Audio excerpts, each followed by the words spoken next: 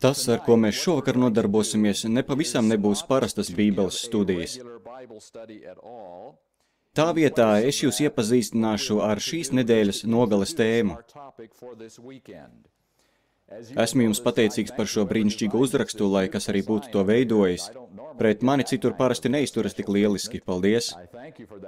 Mēs šī nedēļas nogalē runāsim par taisnošanu ticībā gala laikā. Un šovakar būs ievada lekcija, kad es necentīšos neko pierādīt. Es neatvēršu Dieva vārdu un nelietošu citātus. Šovakar es arī neatsaukšos uz praviešu garu. Es šovakar ieskicēšu dažas lietas, ko mums būtu nepieciešams apsvērt, kā arī lietas, kam vajadzētu pievērst uzmanību un tās pārdomāt. Un rīt no rīta, kā arī vakarā, mēs atvērsim Dieva vārdu un tā noslēgsim šo sēriju. Bet tad mums būs citas sanāksmes svētdien. Šī sērija par taisnošanu ticībā gala laikā tiks pabeigta rītvakar. Šovakar ir mūsu ievada lekcija, kurā es gribētu ieskicēt dažas lietas. Es ceru, ka jūs visi esat saņēmuši nelielu izdeles materiālu, jo mēs to šovakar lietosim. Ja vēl neesat saņēmuši, tad izdariet to tagad. Vai kāds nav saņēmis izdeles materiālu šim vakaram? Vai neviens nav aizmirsts? Paceliet roku, ja esat palaist garām. Vai visiem tagad ir? 2 šeit, vēl kādam nav? Vai vēl kādam nav? Paceliet roku, ja neesat saņēmuši. Labi, paldies. Paldies par ieguldīto darbu tiem, kas sagatavoja šos izdeles materiālus. Un mums būs izdeles materiāls katrai lekcijai. Tie būs detalizētāki nekā šovakar. Labi, man ir 2 jautājumi. Pirmais. Kā mēs varam daudz maz pamatoti cerēt, ka Jēzus atnāks mūsu dzīves laikā? Tas apšaubāmais vārds ir pamatoti. Cik daudzi no jums vēlas, lai Jēzus atnāk drīz? Es ticu no visas sirds, ka jūs vēlaties, citādāk jūs nebūtu šeit. Bet vai jūsu vecāki, ja esat dzimuši adventistu ģimenē, nevēlējās to pašu? Kā ar jūsu vecvecākiem, ja atceraties tos laikus? Vai arī viņi nevēlējās to pašu lietu? Mani vecāki to vēlējās un mani vecvecāki to vēlējās. Mans vecais tēvs tanī laikā bija vāciski runājošs adventistu sludinātājs Ziemeļdakotā. Viņš daudz runāja par Kristus drīzo nākšanu un to darīja tik bieži, ka tad, kad mana māte bija pusaudze, un dzirdēja savu tēvu nemitīgi runājam par Kristus drīzo atnākšanu, viņa bija pilnīgi pārliecināta, ka viņa nepaspēs izaugt liela un nenodibinās ģimeni. Un tas bija ap 1920. gadu. Diemžēl pirms dažiem gadiem mēs guldījām mana māte zemes klēpī dusēt augšām celšanās cerībā, bet viņas sapnis redzēt Kristu atnākam dzīvai netika atalgots. Cik daudzi no mūsu radiniekiem ir bijuši un ir līdzīgā situācijā, un cik daudzi no mums pašiem ir saskārušies ar domu, vai es sagaidīšu Kristu un vai mani bērni vai mazbērni jautās to pašu jautājumu, ko mēs jautājam šovakar. Kā mums var būt pamatota cerība, ka Jēzus atnāks mūsu dzīves laikā? Jautājums ir par to, cik pamatoti. Vispirms es jūs nedaudz apbēdināšu. Es redzēju statistiku, un jūs jau droši vien zināt, ka kaut kam ir jānotiek, pirms Jēzus var atgriezties uz šo zemi. Evaņģēliem ir jātiek sludinātam pa visu pasauli, par liecību, un tad nāks gals. Es lasīju Andrūjas Universitātes misijas nodaļas statistiku, un tur ir teikts, ka pasaulē ir 24 000 cilvēku grupu, no kurām 8 000 nekad nav dzirdējuši labo vēsti par Jēzu Kristu. Tā ir 3. daļa no visām ļaužu grupām pasaulē. Sīkāk viņi ir izdalījuši vienu valsti, Indiju. Indijā ir 600 000 ciematu, uz katriem 1000 ciematiem 950 ciematos nav draudzes, nav sludinātāju un nav neviena draudzes locekļa, ne no vienas kristīgās konfesijas. Ja jūs nosūtītu uz turieni 1000 evaņģelizācijas grupu un katra grupa apmeklētu vienu ciemu nedēļā, nekad neatgriežoties tajā pašā ciemā, tad, lai aiznestu evaņģēli Indijai, paietu 10 gadi. Vai mums ir 1000 evaņģēlistu grupu, ko varam nosūtīt uz Indiju? Mums nav tik daudz pat visai pasaulē. Un 10 gadi, ko pavadītu 1000 evaņģelizācijas grupu Indijā, tas izklausās bezcerīgi. Kā gan jebkad mēs varēsim aiznest evaņģēliju visai vēl neaizsniegtajai pasaulē, lai Jēzus varētu atnākt?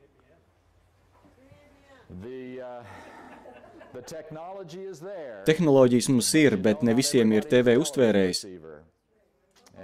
Un ir vēl kaut kam jānotiek. Jautājums ir tāds, kā gan mums var būt šī pamatotā cerība? Un es to negrasos uzreiz atbildēt, bet es gribu, lai jūs šo jautājumu paturat prātā, un mēs pie tā atgriezīsimies vakara gaitā. Otrs jautājums, jo atcerieties, es teicu, ka ir divi jautājumi. Kas īpaši ir adventismā? Kas attaisno adventismu eksistenci? Kāda jēga tam piederēt? Kāpēc rīkojam šādu telts sanāksmi, rīkojam bībeles stundas un evanģelizācijas sanāksmes? Kāda jēga visiem šiem pūliņiem? Jūs varbūt teiksiet, mums ir 7. dienas sabats. Jā, protams, bet es esmu dzirdējis arī par citām draudzēm, kas atzīst un ievēro sabatu. Un varbūt pat kādas no tām ir jūsu apkārtnē. Jūs varat būt sabata ievērotājs, nekad nenoklaudzinājis adventistu draudzes durvis.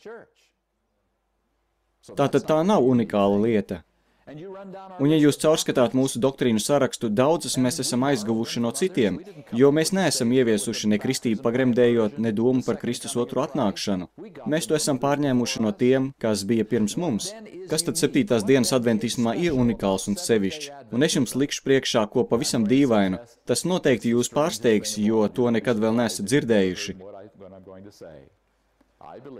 Es ticu, ka atšķirība ir evaņģēlijā par glābšanu ticībā Jēzum Kristum, kas mira par mūsu grēkiem. Jūs teiksiet, kā tu to vari apgalvot? Ja jūs ieslēdzat TV vai radio, jebkurā svētdienas rītā, par ko jūs dzirdat sludinātāju runājam? Par glābšanu ticībā, par Kristus pieņemšanu, par glābēju, par došanos uz debesīm tādēļ, ka viņš mira par mums. Visi par to runā. Visi aplūko glābšanu Kristus dēļ. Kā gan jebkad es drīkstētu apgalvot, ka tieši tas padara adventismu unikālu un sevišķu? Un šis būs mūsu pārunu temats šovakar. Jūs priekšā ir divi koki, un tie simbolizē divus dažādus evaņģēlijus, divus dažādus glābšanas veidus, divas dažādas izpratnes, kā mēs no šejienes tiekam tur, kā Jēzus Kristus mūs glābj. Un šo domu attīstīšu šeit schēmā un stāstīšu, bet tas ir arī izdevums materiālos, un jūs paralēli varat sekot tam līdzi. Mēs sāksim, un es analizēšu katru evaņģēliju atsevišķi un paskaidrošu, ko katrs evaņģēlijs māca. Tā mēs strādāsim šovakar, tikai paskaidrošu, kādi ir šie divi glābšanas veidi. Sāksim ar šo, kur sacīts, grēks ir mūsu dabā. Acīm redzot, mūs jāglāb no grēka. Bet kas ir grēks? Šis evaņģēlijs saka, grēks pēc būtības nav tas, ko tu dari, saki vai pat domā.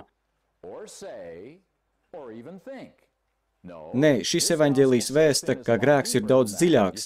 Redziet, Ādams grēkoja jau senos laikos un apgrieza šo pasauli kājām gaisā, bet viņš vēl ko apgrieza kājām gaisā, un tā ir mana daba. Mana daba ir pilnīgi sabojāta. Es nezinu, kā ir ar jūsējo, bet manējā nav visai laba. Kad esmu nodomājis kaut ko paveikt ar vislabākajiem nolūkiem, lai šī diena kļūtu par vislabāko dienu, kas pēkšņi notiek? Tikai stundu vēlāk mana daba ņem virsroku un pēkšņi es esmu ar seju dubļos. Šī vecā daba ir diezgan slikta. Tā nav mūsu draugs. Un šis evaņģēlijs saka, ka mūsu daba ir tik slikta, ka mēs esam grēcinieki tādēļ, ka esam mantojuši šo slikto aprīkojumu no Ādama. Mēs esam mantojuši sliktu aprīkojumu, un tas mūs padara Dieva acīs par nolādētiem, pazudušiem un uz ellējošiem grēciniekiem. Un tas tikai tāpēc, ka esam mantojuši šo ļoti nepievilcīgo dabu. Es jums šodien lasīšu dažādus citātus, kas visi nāk no SDA autoriem, jo šajos punktos ir diezgan liela nevienprātība. Te būs viens, kurā teikts, bērns ir piedzimis grēcinieks, pirms viņš ir paveicis jebkādu grēcīgu darbību. To saka šis evaņģēlijs. Mēs piedzimstam grēcinieki. Un ja tā ir taisnība, ka mēs piedzimstam grēcinieki, tad nākamais punkts ir acīm redzams. Jēzus Kristus, mūsu glābējs, nevar būt grēcinieks un mūs izglābt.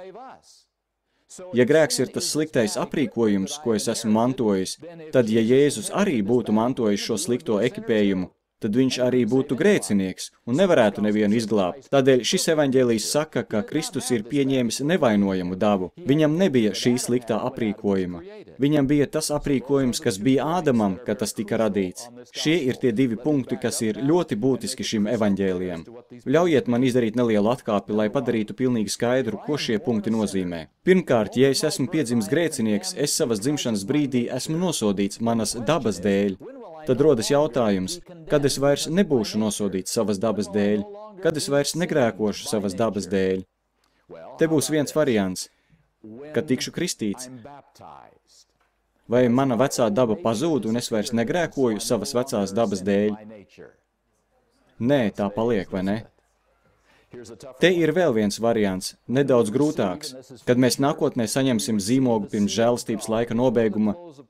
Vai tad pazudīs mana vecā grēcīgā daba un es vairs negrēkošu savas dabas dēļ? Nē, pat tad ne. Mums adventismā pirms 100 gadiem šajā jautājumā jau bija problēmas. Tā bija svētā miesa.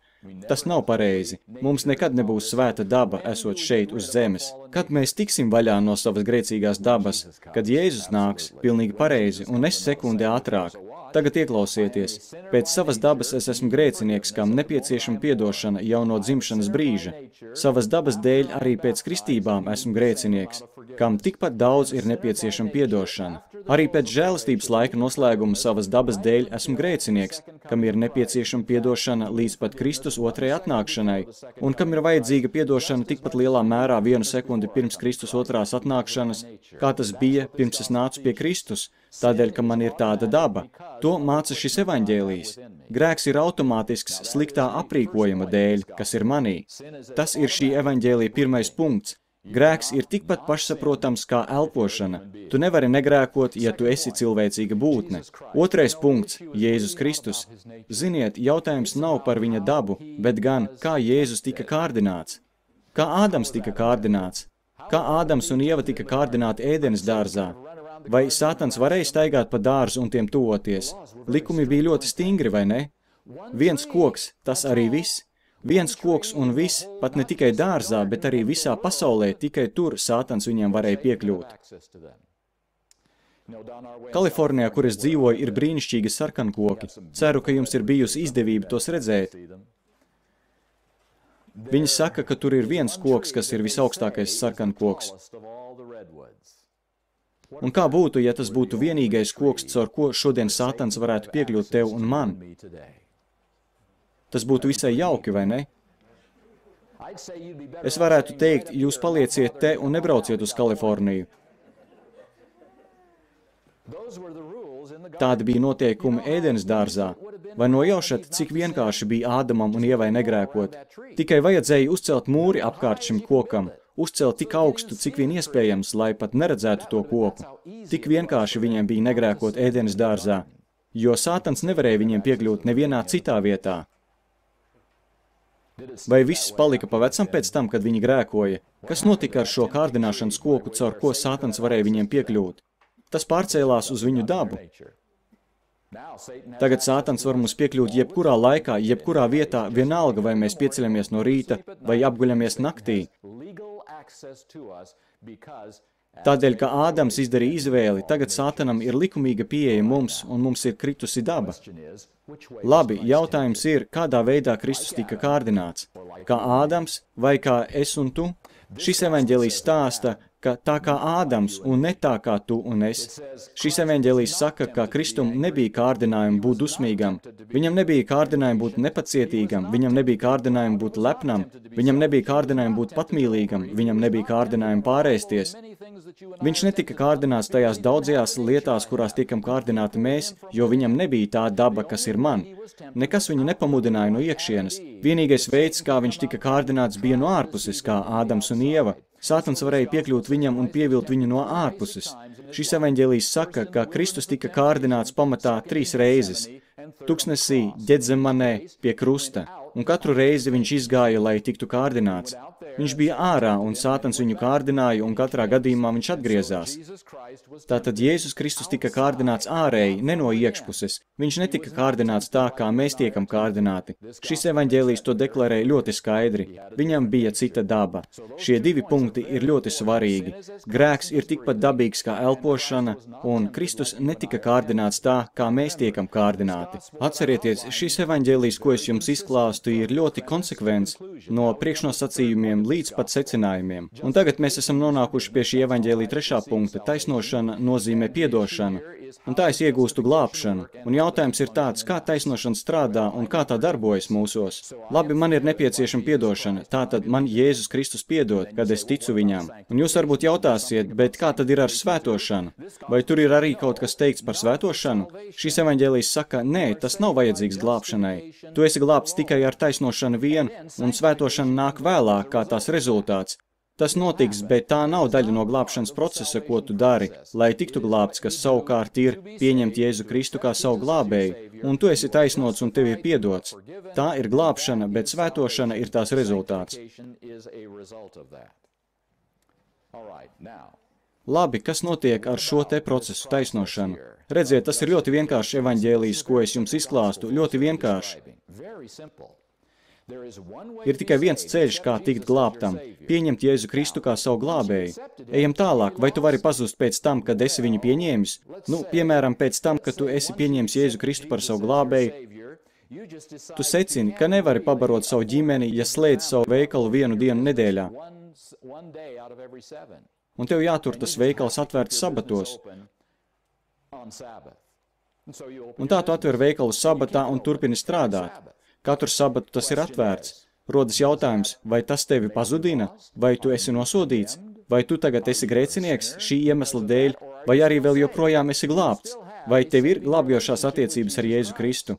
Un jautājums šī evaņģēlija kontekstā ir šāds, vai tu esi glābts tādēļ, ka ievēro sabatu? Nē. Tad vai tu vari aiziet bojā pārkāpjot sabatu? Un saskaņā ar šo evaņģēliju atbilde būs nē.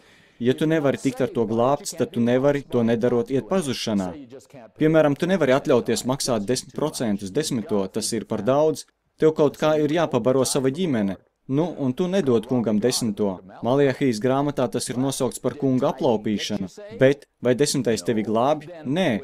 Tad vai nemaksājot 10%, tu vari pazust? Nē, saskaņā ar šo evaņģēliju. Redziet, ir viens ceļš uz glābšanu un viens ceļš prom no tās.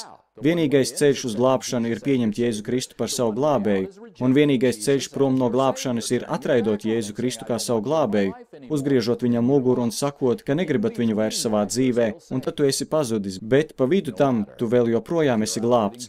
Nav svarīgi, vai tu esi aizgājis un piedzēries sabata vakarā, vai arī ieturi to, kas likumīgi pienākas kungam.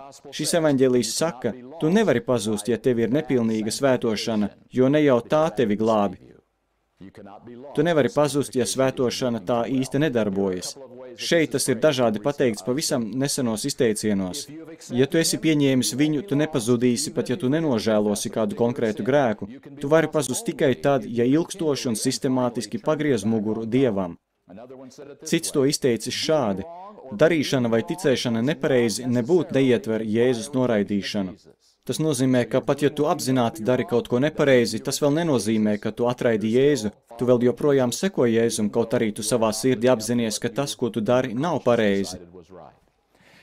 Tātad šis evaņģēlijs vēsta, ka taisnošana, nevis svētošana, ir pats svarīgākais glābšanas procesā. Ne tās lietas, ko tu dari vai nedari. Un ja tā ir taisnība, tad vārds pilnība pazūd no kristiešu vārdu krājuma, jo mēs grēkojam nepārtraukti mūsu dabas dēļ līdz pat Jēzus atnākšanai. Tādēļ mums jāgaida uz pilnīgu raksturu, līdz redzēsim Jēzu debesīs. Te nu ir šis evaņģēlijs. Kas tas ir par evaņģēliju, ko es tikko jums izstāstīju? Tā nu tas ir, ka tas ir kristietības evaņģēlijs. To jūs dzirdat, kad svētdienas rītā ieslēdzat radio vai TV. Tam tic kristietības vairākums.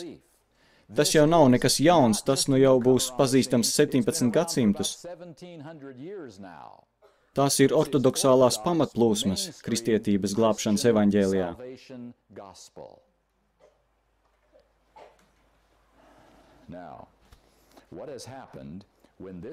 Kas notika, kad šis evaņģēlijs, kam tic droši vien 95% kristietības, pieklauvēja pie adventistu draudz durvīm un mūsu mācībām? Notika interesanta attīstība. Es tajā laikā biju Pacifiku Unijas koledžā, kad kāds džentelmenis Desmonds Fords no Austrālijas ieradās mācīt Pacifiku Unijas koledžā. Viņš strādāja tieši man līdzās, mūsu biroja bija blakus, un viņa biroja durvis bija tieši blakus manējām. Viņš bija jauks, kristīgs džentelmenis, viņš tikai ticēja, ka mūsu mācības par 2300 dienu pravietojumu un tiesu, kas sākās 1844. gadā, ir maldīgas, ļoti maldīgas un ka tās nav iespējams pamatot rakstos. Un tādēļ viņš domāja, ka Kristus nesāka jaunu darbu debesu svētnīcas visvētākajā vietā 1844. gadā. Kāpēc viņš to mācīja? Vai tad ir tik grūti izskaitļot 2300 dienu pravietojumu, principu, ka dienai atbilst gads un citas lietas no Daniela grāmatas, vai tur ir iesaistīts kas dziļāks? Redziet, tiesa un tas, ka Dievs tiesā savus ļaudis, nevisai labi iekļaujas šī evaņģēlijā. Ko Dievs izvērtēs? Vai tavu sabata ievērošanu? Nē. Vai to, kā tu maksā 10? Nē. Vai varbūt to, vai tu esi bijis piedzēries vai nē? Tā taču nav problēma. Viss, kas šādam evaņģēlijam ir nepieciešams, ir kāds pierakstošais eņģelis, sekretārs, kas pieraksta, ka 2003. gada 23. janvārī 19:45 pārbaudām ierakstus, vai nekad nav atraidījis Kristu. Nekad nav noraidījis Kristu, tātad tu vēl joprojām esi glābts. Tam nav vajadzīga tiesa, lai to izspriestu. Jums ir vajadzīgs tikai kāds, kas uztur precīzus ierakstus. Un šis evaņģēlijs saka, ka lietas būtība nav par rakstura tiesāšanu, bet gan par izvēli, pieņemt vai noraidīt Kristu, un tas arī ir viss. Atļaujiet man jums līdzdalīt kaut ko, manuprāt, interesantu. Sabatskolas skolotājs mācīja divās dažādās klasēs. Viena klase sastāvēja pamatā no pensionētiem draudzes darbiniekiem, bet otra klase sastāvēja no koledžas studentiem. Abām klasēm viņš uzdeva vienu un to pašu jautājumu. Vai 1844. gads ir svarīgs tavai ticībai? Vai 1844. gads ir svarīgs tavai ticībai? 78% no pensionētās klases atbildēja, jā, ir svarīgs. 9% koledžas studentu klasē atbildēja, ka tas ir svarīgi viņu ticībai. Un tad viņš jautāja vēl kādu jautājumu. Kā ir ar visiem mūsu laika pravietojumiem?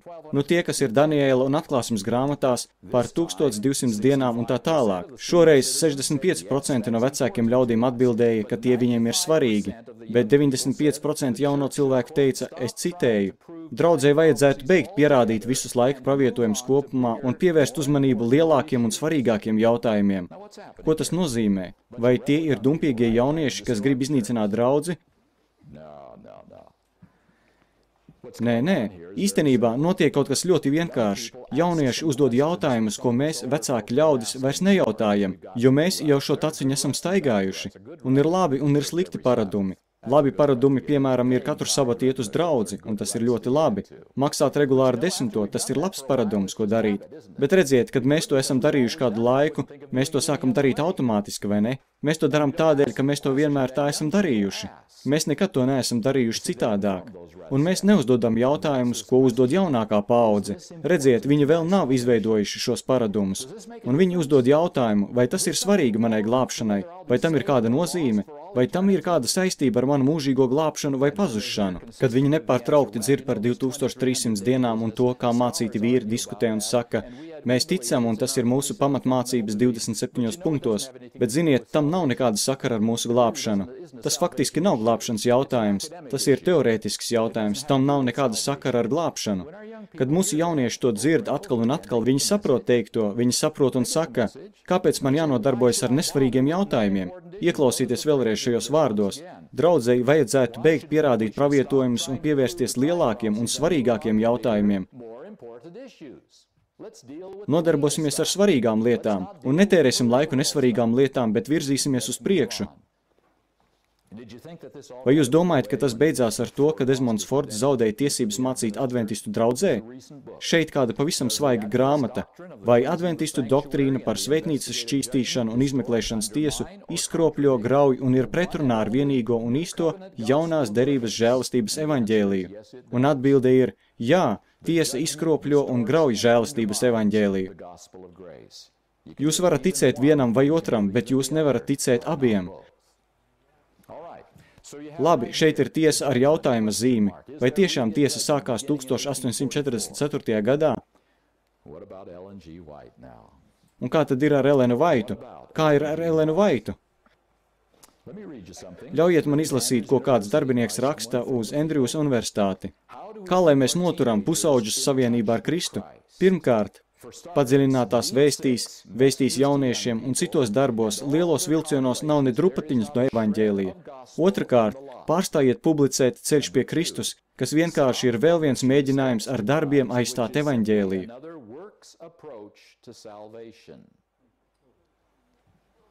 Redziet, Ceļš pie Kristus un šis evaņģēlijs nevēsta vienu un to pašu lietu. Ceļš pie Kristus runā par svētošanu, ceļš pie Kristus runā par nodošanos, ceļš pie Kristus runā par glābšanas zaudēšanu, ja nav sirds nodošanās Jēzum Kristum ikdienas un saskaņā ar šo evaņģēliju, tas vienkārši ir nepareizi. Tu nezaudē savu glābšanu svētošanas dēļ, tātad Elena Vaita nemāca evaņģēliju pareizi. Vienkārši Elenu Vaitu nevar vairs atzīt par autoritāti. Kā ir ar likumu un sabatu? Ziniet, vismaz daži no mums ir teikuši, ka baušļi ir jāievēro arī pēc Kristus nāves.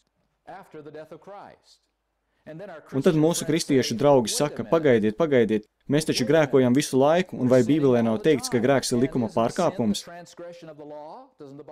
Tātad mēs pārkāpjam likumu nepārtraukti, tikpat nepārtraukti, kā mēs elpojam. Kā jūs varat teikt, ka mēs varam turēt baušļus, nepārtraukti tos pārkāpjot, kas ir mūsu dabā? Tātad mēs nevaram runāt par baušļu ievērošanu, jo mēs esam baušļu pārkāpēji, un te, protams, ir atbilde. Jēzum Kristum bija cits aprīkojums. Viņš ievēroja baušļus, jo mēs to nespējam, un tas vienkārši tiek pieskaitīts mums. Tā ir mūsu kristiešu draugu atbilde uz šo jautājumu. Vai šodien kristietis var ievērot baušļus? Nē, Kristus tos ievēroja mūsu vietā. Baušļus nav iespējams ievērot, kamēr esam grēcīgā miesā. Kā ir ar sabatu? Tas taču ir pašā baušļu centrā, vai ne? Pašā centrā. Pēc mirkļa mēs uzsāksim sabatu, jo saule jau ir diezgan zemu. Bet ziniet ko, šajā sabatā jums būs jāizvēlas, vai ņemt šī sabatā savu veco dabu līdzi, vai atstāt kaut kur kopā ar mašīnu stāvvietā. Es runāju par jūsu dabu. Ja jūs ņemsiet savu dabu līdzi, tad jūs visu dienu pārkāpsiet sabatu, jo jūsu daba saskaņā ar šo evaņģēliju grēko, pat tikai eksistējot, un tas nozīmē, ka mēs nepārtraukti pārkāpjam sabatu. Un te jūs atkal redzat jautājumus, kas rodas.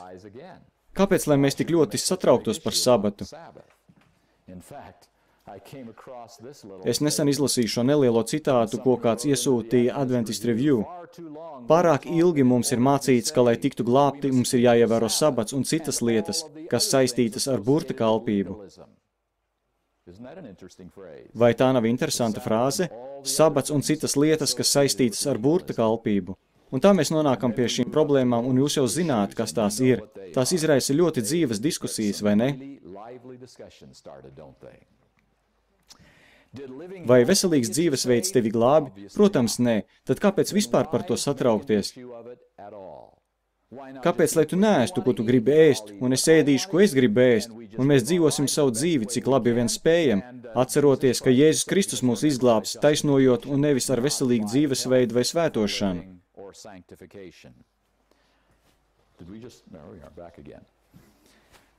Veselības jautājumi vienkārši nav saistīti ar mūsu glābšanu.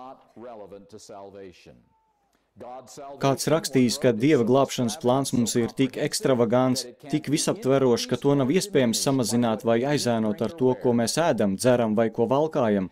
Fiziski vingrinājumi un laba diēta veicina garu un pilnvērtīgu dzīvi, bet tie neko nepievieno mūsu glābšanai. Redziet, tas nav glābšanas jautājums, tā ir laba lieta, ko var darīt, bet tā nav saistīta ar mūsu personīgo glābšanu. Un tad vēl standārti, ak šausmas, tie visu laiku mainās, no vienas kultūras uz citu un no vienas paaudzes uz citu, kā tie var būt kaut kā saistīti ar mūsu glābšanu. Šeit atkal kāds cilvēks raksta, ka adventistiem ir mutvārdu tradīcijas, kā piemēram, tev nebūs skatīties filmas un iet uz kinoteātri, tev nebūs dejot, tev nebūs dzert kafiju. Šīs papildus doktrīnas un dzīvesveida tradīcijas ir ieviesuši atsevišķi draudzes locekļi ar draudzē eksistējošu grupu vai ar tradīciju atbalstu.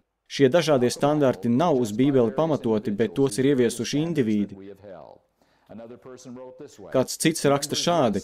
Draudzes locekļi piekop dažādus standartus un noteikumus, lai tikai paliktu biedri šī organizācijā. Mums jāpatur prātā, ka tie nav saistīti ar glābšanu un ir tikai noteikumi, lai būtu SDA locekļi. Tātad, ja jūs sakāt, ka dzīvojat šādā veidā, tad problēma ir tikai piederība SDA draudzei, un tas nav saistīts ar jūsu glābšanu. Lai gan es domāju, ka dažas lietas ir pareizas no reliģiskā viedokļa, bet tie nav glābšanas jautājumi. Jautājuma zīmes, neskaidrības. Labi, šis evaņģēlijs, saskaroties ar adventismu pamatmācībām un adventistu dzīvesveida jautājumiem, izraisa daudz jautājumu, jo šis evaņģēlijs un adventisms nav savienojami.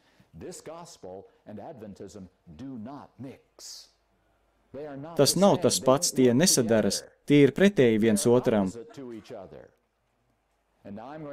Es izteikšos ļoti tieši. Līdz šim visu laiku es biju it kā neitrāls, jo es gribēju izklāstīt šī evaņģēlija mācības, kādas tās ir. Ja šis evaņģēlijs kļūs par SDA draudzes pamat evaņģēliju, mums kā adventistiem vairs nav pamata pastāvēt. Mēs pilnīgi neatšķiramies. Nu jā, mēs ievērosim sabatu un ticēsim, ka nav neredzamās uzņemšanas debesīs un turpināsim kristīt, pagremdējot, bet mēs nebūsim ne ar ko atšķirīgi no daudzām kristiešu draudzēm, kas ir ticējušas šim evaņģēlijam gadus simtus pirms mums. Mums vairs nebūs nekā īpaša, ko piedāvāt pazudušajai pasaulē. Ja šis evaņģēlijs pārņems visu un kļūs par pamatmācību SDA draudzē, un uz to pusi tas ir virzījies nu jau pēdējos 30 gadus, un ja tas kļūs par SDA evaņģēliju, tad iespējams būs jāizver durvis, jo mēs būsim kļuvuši par vēl vienu pelēku baznīcu, citu pelēko baznīcu jūrā, nespējot neko īpašu piedāvāt pasaulē, kas pazūd savos grēkos. Par to es esmu pārliecināts. Es ticu, ka šī ir visbūtiskākā mācība, kas jebkad ir konfrontējusi SDA draudzi. Jūs teiksiet, tas nevar būt tiesa, kā ar panteismu pirms 100 gadiem. Jā, tas bija bīstami, bet mums tajā brīdī bija praviete, kas palīdzēja izkļūt no krīzes. Tagad mēs esam vieni paši, bez pravieša balss, un piepeši te ir kāds evaņģēlijs, kas saista mūsu uzmanību. Ievērojiet, ka izdeles materiālā pašā zīmējuma apakšā ir garš vārds angļu valodā – nolemtība. Kad šis evaņģēlijs tika izstrādāts ap 3. un 4. gadsimtu, visi ticēja nolemtībai. Jums nav iespējas izvēlēties, vai jūs tiksiet glābti vai nē. Dievs to izvēlas jūsu vietā. Jums nav nekas sakāms jūsu glābšanā. Tas jau ir izlemts pirms jūs piedzimāt. Un redziet, šis evaņģēlijs ļoti labi saskan ar nolemtības mācību, jo jūs esat grēcinieks automātiski, un Kristus ir bijis paklausīgs automātiski, un jums tiek piedots, kad jūs pieņemat Jēzu, un tu kļūsti pilnīgs automātiski Kristus otrās atnākšanas laikā. Viss notiek automātiski, atkarībā no tā, kāds ir jūsu aprīkojums. Ja jums ir slikts aprīkojums, ir grēks, ja jums ir labs aprīkojums, nav grēka. Viss it kā notiek pats par sevi, un tas labi iederas. Notiek savādas lietas, nolemtības mācību vairums kristiešu ir atmetuši, bet evaņģēlijs, kas balstīts uz nolemtību, vēl joprojām ir vairākuma kristietības evaņģēlijs. Tā ir savāda lieta, kas ir notikusi. Es ticu, ka mums ir brīva izvēle, un domāju, ka jūs man piekritīsiet. Dievs nenolem mūsu vietā. Viņš nenolem pirms laika, vai mēs būsim glābti vai nē.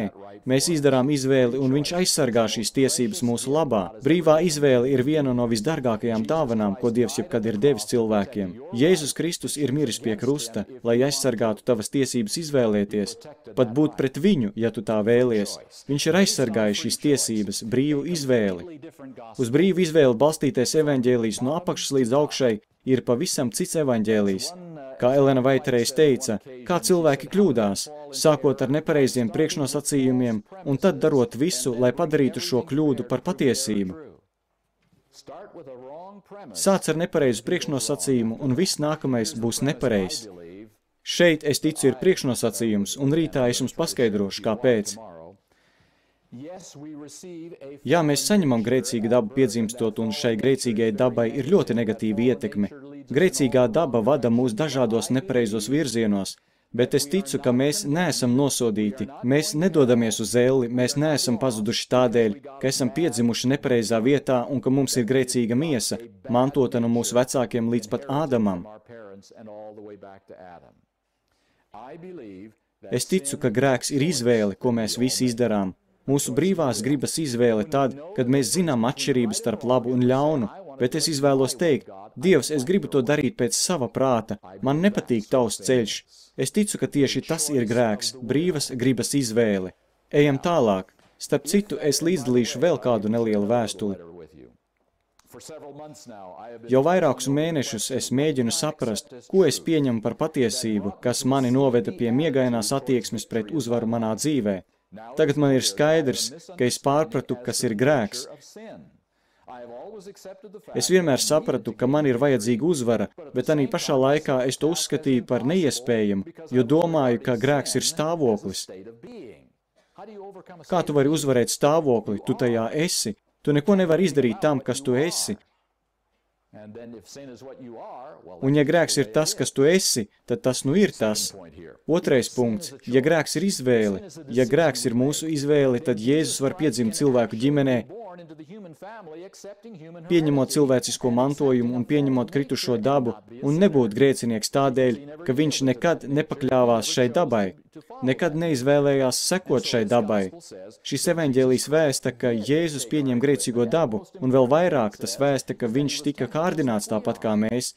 Viņš tika kārdināts zaudēt savaldīšanos tad, kad Romas zaldāts spļāva viņam sejā. Viņš tika kārdināts lepoties, kad viņu gribēja kronēt par ķēniņu pēc tam, kad viņš pabaroja 5000 izsalkušo. Viņš tika kārdināts zaudēt drosmi, kad visi viņu pameta, un viņš teica saviem mācekļiem, vai jūs arī mani pametīsiet? Viņš tika kārdināts tieši tā, kā mēs tiekam kārdināti, un ne tikai 3 reizes dzīvē. Viņš tika kārdināts nepārtraukti, no rīta līdz vakaram, visā savas dzīves laikā, gan no iekšpuses, gan no ārpuses. To māca šis evaņģēlijs.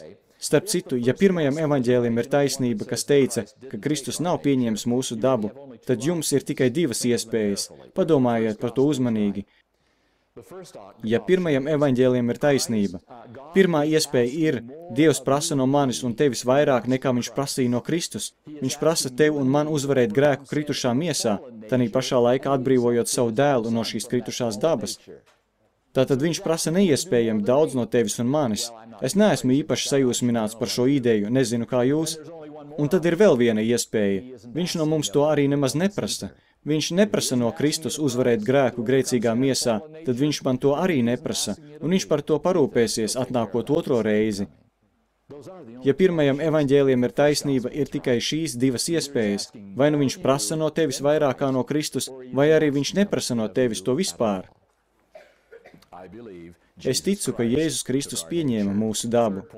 Nākamais punkts – taisnošana. Slava Dievam par taisnošanu un grēku piedošanu. Tā ir Dieva dāvana mums.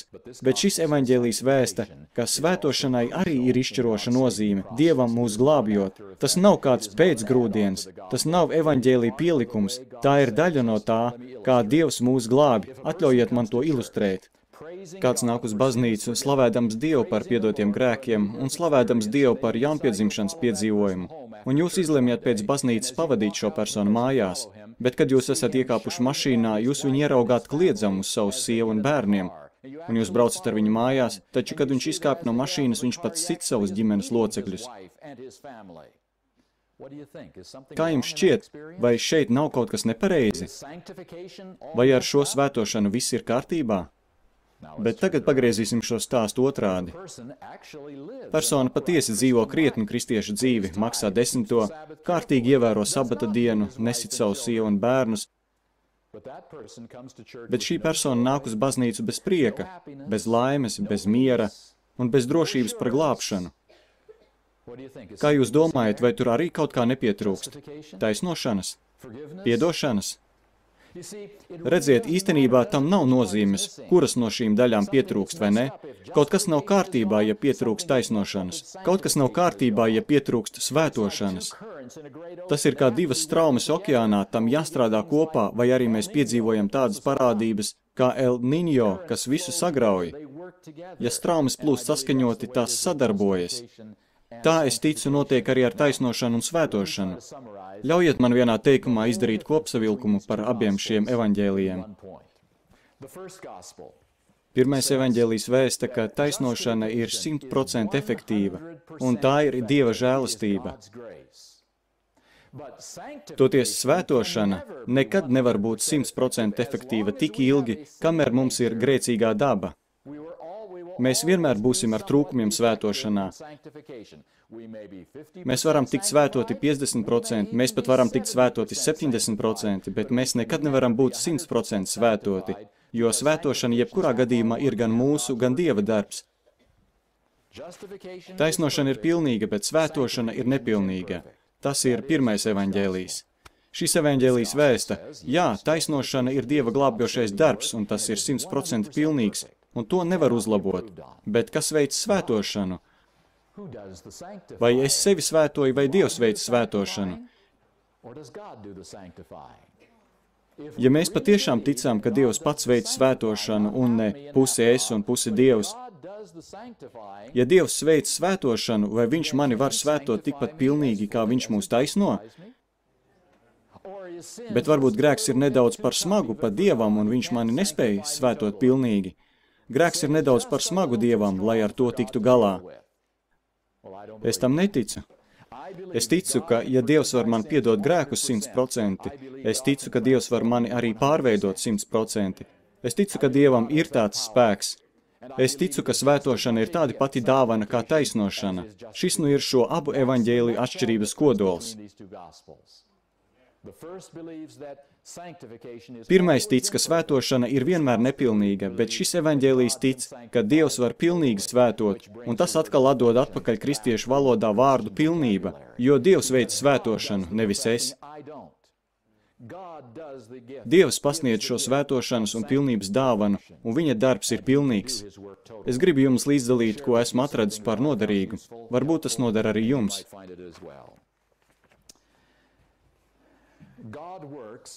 Dievs ir ārkārtīgi talantīgs ārsts. Viņš spēj izārstēt tik vienu, kas viņam uzticas. Viņš ir visai neapmierināts, ja mēs ierodamies viņa kabinetā, lai tikai saņemtu piedošanu. Viņš grib palīdzēt mums nokļūt tādā stāvoklī, kad vairs nevajadzēs lūgt piedošanu. Viņš piedāvā izārstēt mūsu prātu. Tādā veidā dotie noteikumi vairs netiks pārkāpti, jo mēs vienkārši to vairs nevēlēsimies, un visi sliktie ieradumi būs izgaisuši. Dažiem tas izklausās kā pilnības draudi. Draugi nevēlas, lai Dievs samierinātos ar ko mazāku kā pilnība. Vai jūs lūgtu savam ārstam, lai viņš jūs neizārstē pilnībā? Vai jūs teiktu, pietiek ar 75% veselības, paldies? Kalpiem, kas uztver glābšanu kā juridiska rakstura problēmu risinājumu, pilnība ir vēl viena prasība. Draugiem, kas uztver glābšanu kā izārstēšanos no grēka izraisītām kaitēm, pilnība ir ārkārtīgi cēlsirdīgs piedāvājums. Kalpi vēlas saņemt pilnīgu piedošanu, draugi vēlas tikt pilnībā izārstēti. Ja mēs runājam par pilnību, debesu ārsts iespējams sauktu mums nopakaļ, kad būsim izgājuši no viņa kabineta, tad par to vispār neuztraucies. Esmu tā iekārtojis savā pasaulē, ka cilvēki vienmēr sāk līdzināties tam, ko pielūdz un abrīno. Ja jūs tiešām paliksiet mani uzticīgie draugi, pilnība nāks. Es nesaku, ka jūs vairs necīnīsieties, bet cīņa vairs nebūs tāda pati kā agrāk. Šo es atradu Grehama Maksvela grāmatā, Kalpi vai draugi, un es domāju, ka tas ir ļoti labs veids, kā palūkoties uz šo pilnības jautājumu. Mēs aplūkojām evaņģēliju, kur teikts, ka mēs esam grēcinieki pēc izvēles, un Kristus ir uzņēmies mūsu grēcīgo dabu un tika kārdināts tāpat kā mēs. Dievs mūs taisno un svēto vienādi pilnīgi, dodot mums pilnības dāvanu. Līdzīgi to pateicis pašreizējais ģenerālkonferences prezidents. Mēs varam pateikt visu evaņģēliju vienā vārdā. Kā jūs domājat, kādu vārdu viņš izvēlējās? Pirmo evaņģēliju var pateikt vienā vārdā – piedošana. Pirmais evaņģēlijs ir par piedošanu, bet viņš saka, mēs varam pateikt visu evaņģēliju vienā vārdā – atjaunošana. Atjaunošana. Šis uzsvars padara SDA teoloģiju unikālu. Te ir adventisma sirds. Ne mūsu doktrīnas, bet atjaunošana Dieva līdzībā. Un tālāk viņš saka, sajaucot citādu teoloģiju ar adventismu teoloģiju, droši to var nosaukt par lāpīšanās teoloģiju. Šis otrais evaņģēlijs ir lāpīšanās evaņģēlijs. Tas savieno kopā evaņģēliju, kas nav adventistu, ar doktrīnām, kas ir adventistu. Un ziniet, tādi ielāpi parasti kopā neturas un pēc kāda laika kaut kur sāk irt. Šis evaņģēlijs ir par atjaunošanu Dieva līdzībā. Kā tas viss sadar kopā ar tiesu? Es domāju, ka tiesa ir diezgan svarīga. Dievam nāksies atvērt ierakstus, lai paskaidrotu, kāpēc viņš pieņem tādus lēmumus par diviem cilvēkiem, kas nāk uz baznīcu katru sabatu, izskatās tāpat, rīkojas tāpat, un tomēr viens ir gatavs debesīm, bet otrs būtu nelaimīgs debesīs. Tāpēc Dievs neliek viņam tur mocīties. Kā Dievs ir nonācis pie šāda lēmuma, jo cilvēki taču rīkojās pilnīgi vienādi?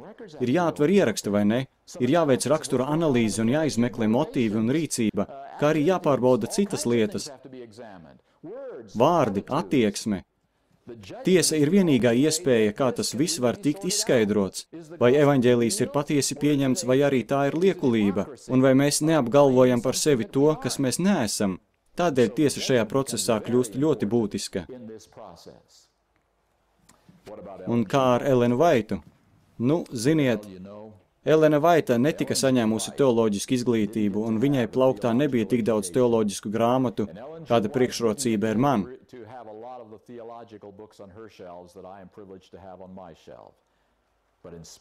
Bet neskatoties uz to, Dievs lietoja šo sievieti. Gribētu ar jums padalīties tajā, ko nesen teica Dvaits Nelsons. Ja jūs esat bijuši SDA draudzē ilgstoši, jūs droši vien esat kārdināti neticēt tām pravietas lietām. Mūsdienu reliģiskajā vidē ir apgrūtinoši būt citādākam. Tas ir apgrūtinoši, ka kustībā, kurai tu piederi, ir pravietis, jo tu tiec uzskatīts par nedaudz dīvainu, nedaudz jocīgu, un tādēļ mēs esam pasākuši klusēt par Elenu Vaitu. Bez jebkādas tirgošanās un atvainošanās mēs vienkārši esam apklusuši. Tikai necitē viņu no katedras, mēs sakām cits citam, lasē tikai vārdu, vai tad viņa pati nav šī ziņā devusi mums padomu. Bet ir pienācis laiks tik tuvu zemes civilizācijas beigām, ka atkal jāpārbauda, atkal jāpārdomā, atkal jāstudē un atkal jānodod sevi vēstī un misijai, ko vēstīja šī sieviete, vissarežģītākā autora sieviete cilvēces vēsturē. Mums jābeidz taisnoties par viņas kalpošanu gan mūsu kustības iekšienē, gan ārpus tās. Un es saku paldies, Dvait, liels paldies! Un tad viņš pasaka kaut ko, kas tiešām uzkāpj uz mūsu varžacīm. Mums nevajadzētu tās saukāt par lasītajām grāmatām. Tās patiesībā ir nelasītās grāmatas.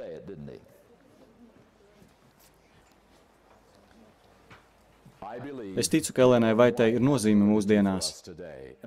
Un es neticu, ka ceļš pie Kristus būtu jāsviež miskastē. Es ticu, ka ceļš pie Kristus ir visjaukākais jebkad un jebkādā formātā lasītais skaidrojums šim evaņģēlijam. Kā ar likumu un sabatu? Atcerieties, mūsu kristiešu draugi sacīja, kā jūs varat mācīt, ka likumu var ievērot, ja mēs grēkojam nepārtraukti, tāpat kā elpojam? Kā jūs to varat mācīt, ja Kristus bija vienīgais, kas ievēroja likumu, jo viņam bija pilnīga daba? Atļaujiet man jums pajautāt. Nu labi, jūs sakāt, ka likums var tikt ievērots. Jūs teicāt, ka tas nav neiespējami. Vai varu lūgt jūsu atļauju jums pasakot ar videokameru nākamos, teiksim, 2 mēnešus? Un jūs būsiet mans galvenais pierādījums, ka likumus var ievērot perfekti, neskatoties uz grēcīgo dabu.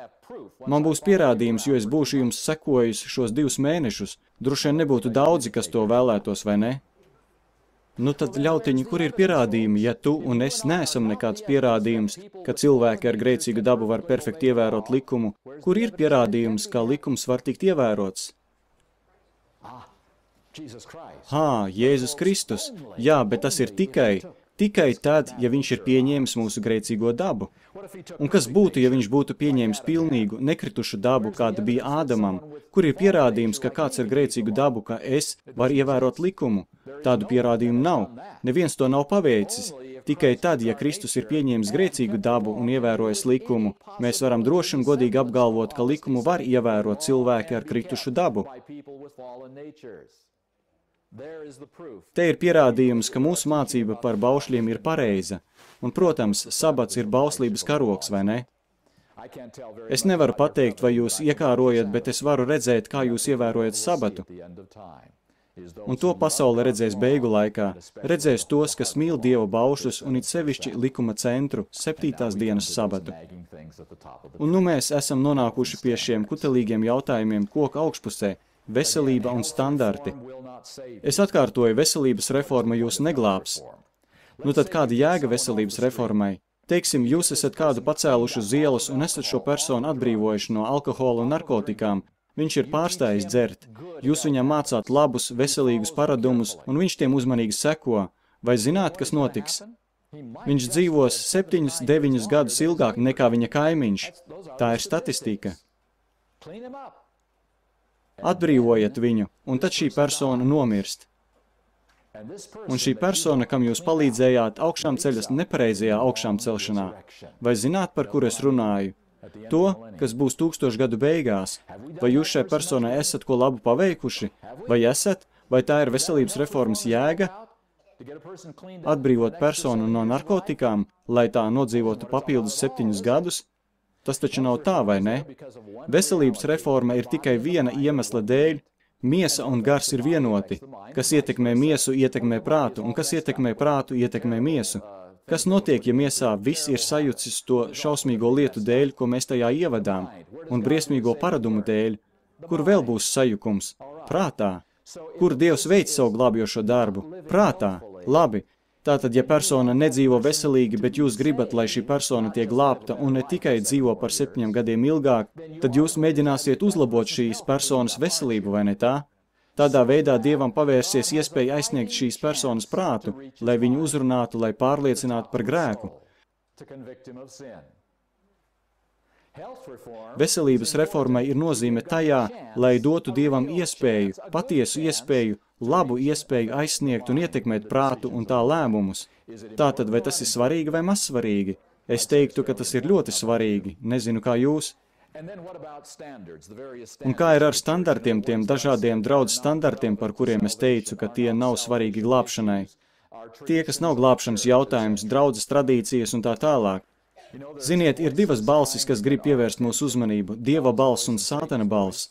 Kā būtu, ja tu klausītos sludinātāju un ņemtu vērā, ko viņš saka 50% gadījumu, bet tad izvēlētos savu mīļāko TV raidījumu vadītāju un ņemtu vērā, ko viņš vai viņa saka otrs 50%? Kā jūs domājat, kurš uzvarētu šī sacensībā? Nedomāju, ka jūsu sludinātājs. Sludinātājam nav izredžu. Un kā būtu, ja jūs darītu to, ko saka sludinātājs 75% gadījumu, bet tikai 25% gadījumu jūs darītu to, ko TV persona jums saka? Ko tagad jūs domājat? Es domāju, ka sludinātājs vēl joprojām zaudēs. Tādēļ, ka man ir grēcīga daba un manai grēcīgai dabai vairāk patīk tas, ko saka TV persona, nevis ko saka sludinātājs. Labi, ko tad saka mūsu standarti? Es runāju par tiem visiem, es runāju par to, ko mēs klausāmies, ko lasām, kādās izklaidēs piedalāmies, kādas drēbes velkājam un visiem pārējiem draudzes standartiem. Kāda tiem visiem ir jēga? Sātans katru mūsu laika sekundi grib piesaistīt uzmanību sev. Un ir veidi, kā mēs varam viņu apklusināt. Mums nav viņā jāklausās visu laiku, un te nu lielu lomu spēlē standarti. Jūs varat apklusināt Sātana balsi, kas runā uz jūsu prātu, ievērojot dzīves standartus. Jūs nevarat viņu pilnīgi nobloķēt, viņam vēl joprojām būs pieeja. Viņam ir jums pieeja darbā, viņam ir pieeja jums caur reklāmām, kurām jūs braucat garām, viņam ir jums pieeja. Bet, ievērojot standartus, jūs varat aizvērt ļoti daudzas Sātana piekļuvas jums. Un kāda tam visam ir jēga? Lai Dievam būtu iespēja uzrunāt jūsu prātu, lai Dievs var jums piekļūt un piesaistīt kādu brīdi jūsu uzmanību, lai viss laiks nebūtu atvēlēts tikai Sātanam. Standarti dod Dievam iespēju runāt uz manu sirdi un apklusināt Sātanu, pirms viņš vispār ar jums uzsāk sarunu. Es domāju, ka tāpēc standarti ir ļoti svarīgi. Kāds rakstīja šādi: ir skumji redzēt, kā arvien tiek popularizēti maldi, ka dzīvesveids, kā piemēram diēta un miega režīms, ir tikai reliģiska tradīcija un nav glābšanas jautājums.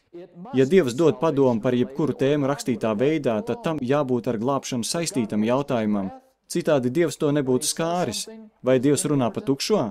Vai tad, ja viņš ko saka, tas ir svarīgi? Vēl kāds ir rakstījis, kad cilvēki ir patiesi atgriezušies un svētā gara vadīti, tad ģērbšanās stils un ēšanas paradumi, mūzika, ko klausīsimies, un jebkurš cits dzīvesveida aspekts arvien vairāk atsturos mūsu kunga un meistara Jēzus Kristus raksturu. Un es domāju, ka tas viss piederas tēmai. Šis evaņģēlijs padara doktrīnas un dzīvesveida jautājumus jēgpilnus. Lūdzu, negrieziet tos ar kājām gaisā un nesāciet ar doktrīnām un dzīvesveida jautājumu, un tad nemēģiniet tam piekabināt evaņģēliju. Tā mēs nonākam pie burtakalpības. Evaņģēlijs ir cilvēces glābjošais spēks, bet evaņģēlijam šīs mācības ir jāpadara aktuālas, ja adventismam vispār jāeksistē.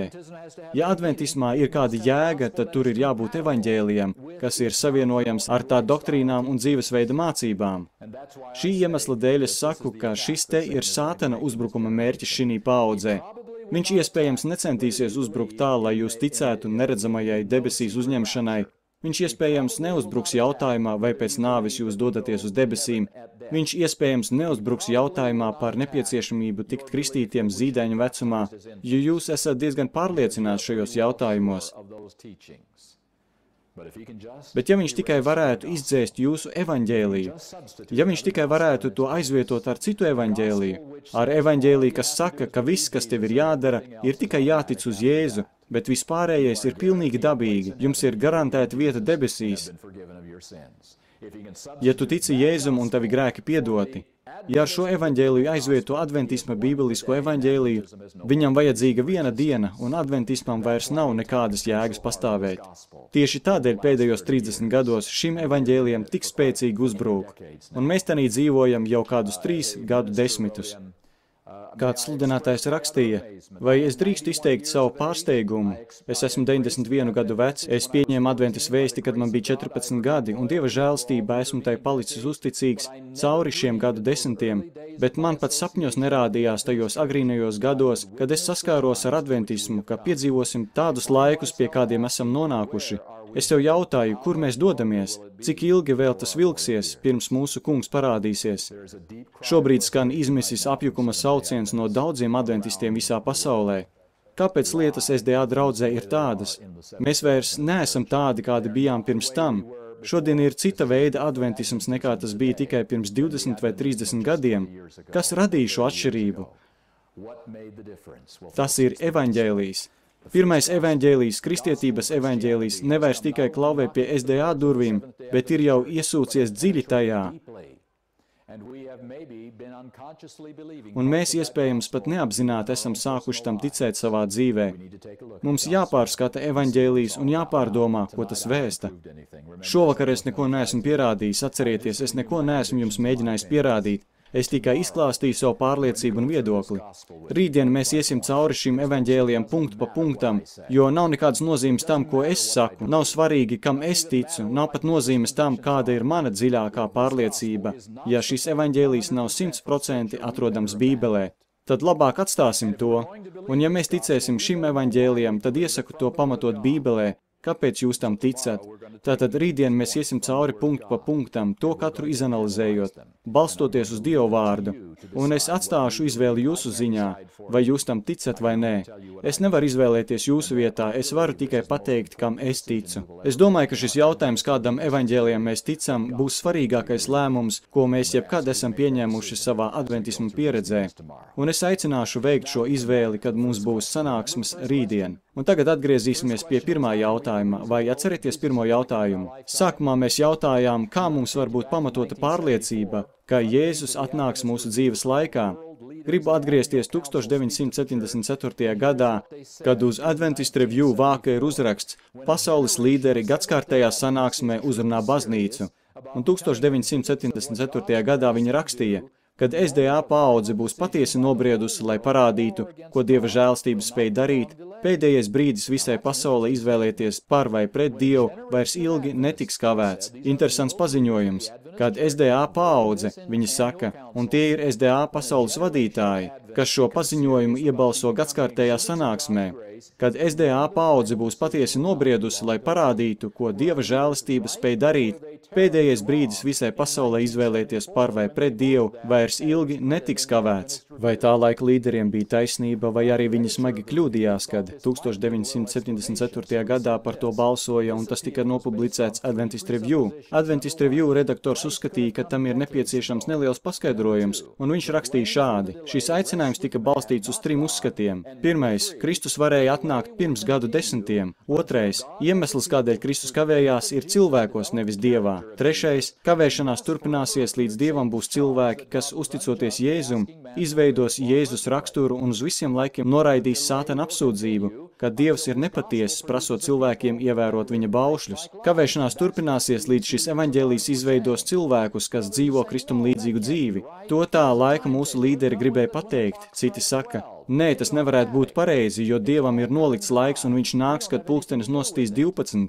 Tas notiks automātiski, tas ir pilnīgi droši, mums ar to nav nekāda sakara. Kam tagad ir taisnība? Vai mūsu vadītājiem 1974. gadā bija taisnība, vai arī viņi smagi kļūdījās? Un rakstā tālāk lasām, ja vadība un ļaudis nav norūpējušies par to, ko Dievs gatavojas darīt un ir gatavi palikt šajā pasaulē, ja viņi ir apmierināti ar lietām, kas notiek kā ierasts, tad, kā norādīja ģenerālkonferences prezidents pagājušajā ģenerālkonferences sesijā, 1973. gads varētu būt atpazīstams kā mūsu paaudzes 1888. gads. Tanī laikā ģenerālkonferences prezidents bija Pīrsons. Ko viņš domāja to sakot? Ziniet, 1888. gadā viss bija vienkārši. Dievs nāca pie saviem ļaudīm un teica, es esmu gatavs nobeigt darbu, vai jūs esat gatavi nākt man līdzi? Un mēs atbildējām, nē, mums ir savas darīšanas, mums ir komitejas, tajās viss ir jāapstiprina. Un tie divi puiši no Kalifornijas, Džons un Wagoners, nerīkojās kā pienākas. Viņiem nebija pareizie apstiprinājumi, tie nebija brāļu apstiprināti, tādēļ mēs nevaram īsti ticēt tam, ko viņi saka, viņi varētu būt bīstami. Kas notika pirms 2000 gadiem, kad Jēzus Kristus atnāca pie saviem ļaudīm? Viņi gribēja vai negribēja Mesiju? Protams, viņi gribēja Mesiju. Vai viņi gribēja Kristu par Mesiju? Redziet, tas nebija pēc viņu apstiprinātajām metodēm. Mēs arī gribējām doties mājās, kad Dievs atnāca pie mums pirms 100 gadiem. Mans vecvectēvs bija delegāts 1888. gada ģenerālkonferences sesijā Minneapolisē, un viņš gribēja doties mājās tikpat ļoti, cik to gribam mēs, bet viņiem bija darba kārtības, viņiem bija programmas, un kad nāca jaunā vēsts, tie teica, nē, tas izjauks mūsu ticību. Mēs to nevaram pieļaut. Un Dievs žēlastība atbildēja, es jūs nespiedīšu, es atļaušu jums aiziet dusēt, bet mēs mēģināsim atkal. Un to Pīrsons domāja sakot, mūsu rokās varētu būt vēl viens 1888. gads, ja mēs darīsim visu kā ierasts. Ja mēs turpināsim pieprasīt apstiprinājumus pareizās vietās un visam jāiet cauri pareizai kārtībai, kā esam to vienmēr darījuši, un mēs nevaram uzklausīt nevienu, ja viņš nav saņēmis draudzes apstiprinājumu, mēs to nedrīkstam darīt, tas ir bīstami. Mēs nepārbaudām cilvēkus, vai viņi ir kļūdījušies vai runājuši patiesību, bet mēs pieņemam to, ko cilvēki saka, ka tas ir patiesība vai meli. Pīrsons teica, mēs varētu pieņemt tādu pašu lēmumu kā pirms 100 gadiem. Parastā lietu kārtība mūs neaizvedīs uz debesu mājām. Es pastāstīšu, kam es ticu. Es ticu, ka mūsu līderiem 1974. gadā bija taisnība. Es ticu, ka tad, kad kāda paudze ne tikai sludinās, bet faktiski izdzīvo šo evaņģēliju, Dievam nebūs nekā vairāk, ko šai pasaulē parādīt. Vai zināt ko? Es neesmu tik ļoti satraucies par tām neaizsniegtajām cilvēku grupām un neaizsniegtajiem ciemiem Indijā, jo, kad vēlais lietus izliesies, evaņģēlijs izplatīsies kā uguns tādā veidā, kā Dievs pats to izvēlēsies, un iespējams tam nebūs nepieciešams TV uztvērējs katrā mājā. Dievs parūpēsies par šīs problēmas risinājumu. Es neesmu norūpējies, kā evaņģēlijs izies visā pasaulē, bet es esmu ļoti norūpējies par manu akmens sirdi, kas nav gatava vēliem lietum. Tas ir šķērslis. Nevis tehnoloģijas, nevis nespēja pasludināt evaņģēliju 8000 neaizsniegtām cilvēku grupām, bet svētā gara saņemšana vēlā lietus veidā. Redziet, ir jānotiek 4 secīgām lietām, pirms mēs dosimies mājās. Vēlais lietus rada skaļo saucienu, kas aiznes evaņģēliju visai pasaulē. Tā rezultātā noslēdzas žēlastības laiks un nāk Jēzus. Šo lietu kārtību mēs nevaram izmainīt. Tātad galvenā lieta ir spēka saņemšana, izlejoties vēliem lietum. Un vēlais lietus nevar izlieties, ja mēs sacenšamies savā starpā, kam pienākas gods, un kas pieņems lēmumus, un kam pienākas ievērība un tā tālāk. Kamēr es valda, nevar būt vēlais lietus.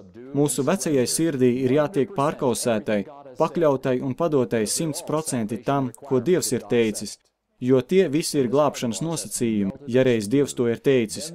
Mūsu vecajai sirdī ir jātiek pārkausētai, pakļautai, un tad nolīs vēlais lietus, tad atskanēs skaļais sauciens, un tad mēs dosimies mājās.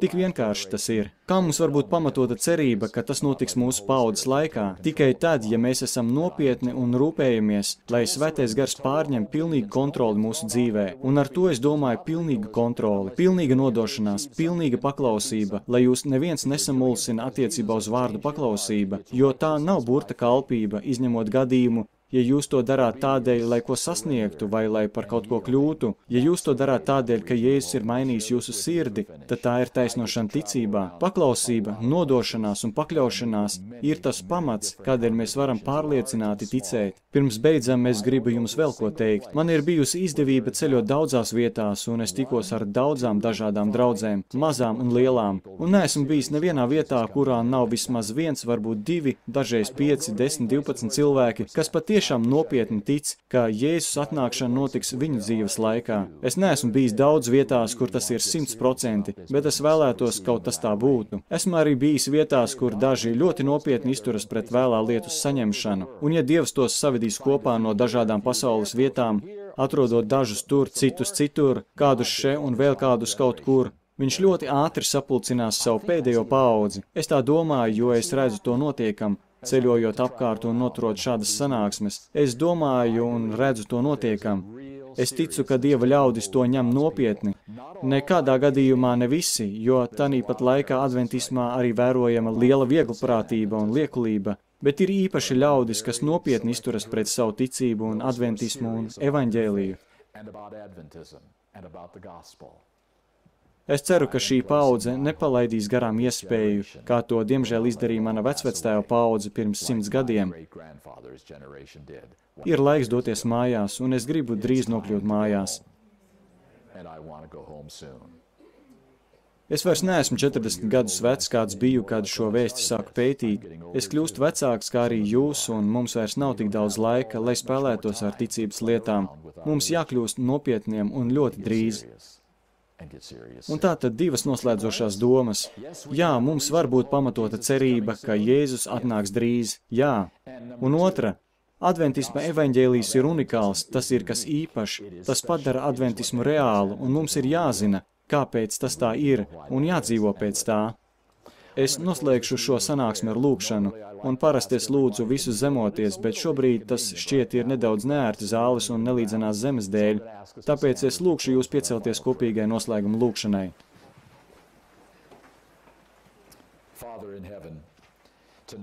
Tēvs debesīs, mēs šovakar lūdzam no visiem mūsu sirds dziļumiem,